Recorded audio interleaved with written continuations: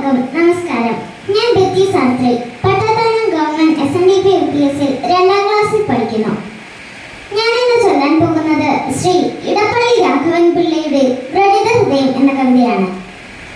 ഒന്നു ഞാൻ ചോദിക്കട്ടെ തെന്നലേ,